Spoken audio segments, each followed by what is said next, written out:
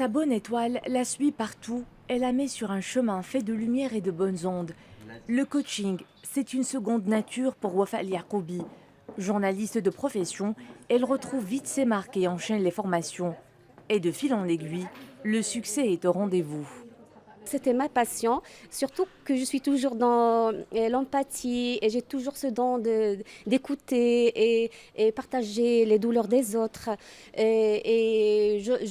Ma conviction, c'était que avant de travailler avec les autres, il faut travailler avec soi et retrouver la meilleure version de soi pour arriver à travailler avec les autres et les aider à acquérir et réaliser leurs objectifs.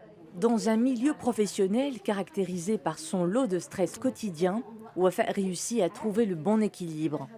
Pas toujours facile, nous confie-t-elle, mais les techniques du coaching sont toujours là, à la rescousse, des plus soft aux plus profondes. Il faut toujours travailler sur les racines.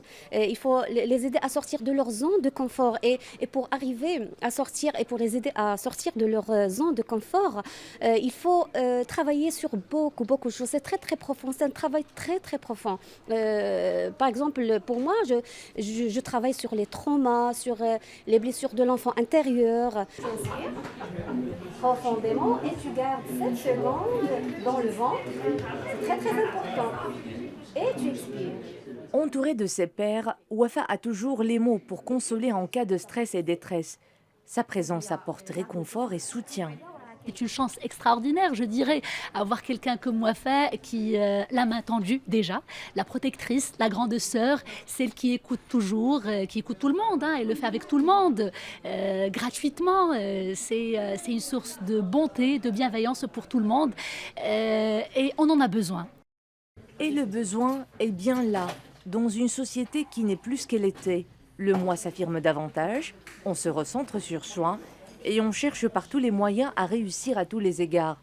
Les best-sellers dans le domaine du développement personnel et de la programmation neurolinguistique sont consommés avec frénésie et fournissent des réponses à bien des questions existentielles. Aujourd'hui, on essaye un petit peu de trouver de nouveaux repères. Il y a aussi le développement de l'individualisme, le développement par rapport à nos sociétés d'antan. Nous étions beaucoup plus communautaires. Maintenant, avec l'individualisme, écoutez, on essaye de rechercher la confiance en soi. Une quête qui conduit certains à fréquenter les cabinets de coaching. Jalal Monté en est témoin.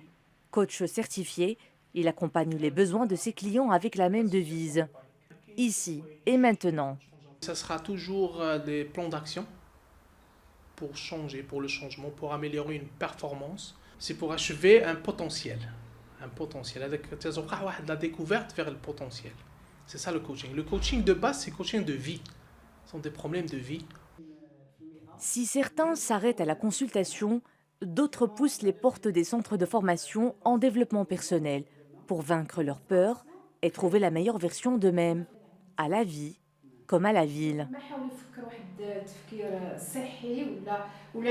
C'est juste pour développer ma personnalité, première chose, et après pour améliorer mon niveau professionnel, surtout avec les patients, pour bien comprendre leurs besoins, leurs besoins psychosociaux, spirituels, financiers.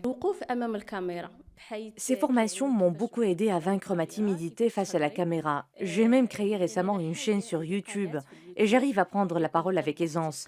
Et à mon tour, je suis en phase de me former pour devenir formatrice. Un happy ending pour la réalisation de soi. Il suffit juste d'oser et d'agir.